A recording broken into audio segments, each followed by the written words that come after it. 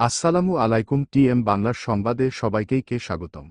উচ্চ মাধ্যমিক ও সমমান পরীক্ষার ফল 15 থেকে 17 অক্টোবরের মধ্যে প্রকাশে মন্ত্রণালয়ে প্রস্তাব পাঠিয়েছে আন্তঃশিক্ষা বোর্ড সমন্বয় কমিটি। মন্ত্রণালয়ের সম্মতি পাওয়া গেলে 3 দিনের মধ্যে যেকোনো দিন ফল প্রকাশ করার কথা জানিয়েছেন আন্তঃশিক্ষা বোর্ড সমন্বয় কমিটির সভাপতি ও ঢাকা শিক্ষা বোর্ডের চেয়ারম্যান অধ্যাপক তপন কুমার সরকার। বৈষম্য বিরোধী আন্দোলনের সময় মাঝপথে বন্ধ হয়ে যাওয়া এবারের পরীক্ষার ফল কিভাবে প্রকাশ করা হবে তা নির্ধারণের সময় লেগে যাওয়ায় 14.5 লাখ পরীক্ষার্থী এখনও ফলাফলের অপেক্ষায় রয়েছেন। অধ্যাপক তপন কুমারের দেওয়া তথ্যে এবার তাদের অপেক্ষা ফুরাচ্ছে। বোর্ডগুলোর সমন্বয় কমিটির সভাপতি BDNews24.com-কে বলেন, 15, 16 ও 17 অক্টোবর 3 দিনের যেকোনো একদিন রেজাল্ট প্রকাশ করা হবে। মন্ত্রণালয়ে প্রস্তাব পাঠানো হয়েছে। বৈষম্য বিরোধী ছাত্র আন্দোলন এবং সরকার পতনের আন্দোলনের ঘটনা প্রবাহ ঘিরে এবার উচ্চ মাধ্যমিকের 7টি বিষয়ে পরীক্ষা নেওয়ার পর বাকিগুলো আর নেওয়া সম্ভব হয়নি।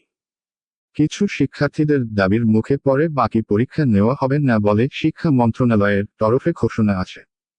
এবার ফলাফল কিভাবে হতে পারে সে বিষয়ে অধ্যাপক তপন এর আগে BDNews24.com-কে বলেছিলেন, যে কয়টা বিষয়ের পরীক্ষা হয়েছে সেগুলোর উত্তরপত্র মূল্যায়নের মাধ্যমে হবে, যেগুলোর পরীক্ষা হয়নি সেগুলোর এসএসসিতে যে নম্বর পেয়েছে সেটাই সাবজেক্ট ম্যাপিংয়ের মাধ্যমে মূল্যায়ন হবে। চলতি বছর এইচএসসি ও সমমানের পরীক্ষা শুরু হয়েছিল 30 জুন। তবে বন্যার কারণে সিলেট বোর্ডের পরীক্ষা শুরু হয় 9 জুলাই।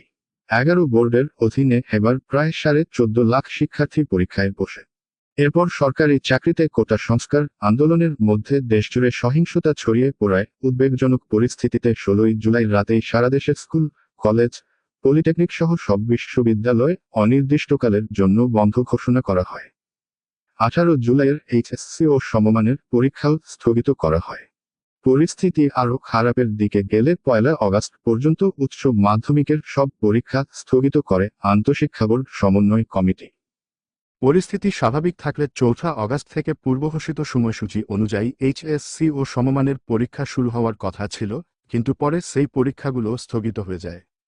বারবার স্থগিতের পর 11 আগস্ট থেকে নতুন সূচিতে পরীক্ষা শুরুর কথা ছিল, কিন্তু সরকার পতনের পর সহিংসতায় বিভিন্ন পরীক্ষা কেন্দ্র ক্ষতিগ্রস্ত হওয়ার পাশাপাশি প্রশ্নপত্র পুড়ে গেলে পরীক্ষা ফের স্থগিত করে শিক্ষা মন্ত্রণালয়। পরে স্থগিত পরীক্ষাগুলো আগামী 11 সেপ্টেম্বর থেকে শুরু হওয়ার কথা ছিল, সেজন্য নতুন সূচিও প্রকাশ করেছিল কর্তৃপক্ষ, কিন্তু পরীক্ষা দিতে অনাগ্রহী শিক্ষার্থীরা আন্দোলনে নামে। পরে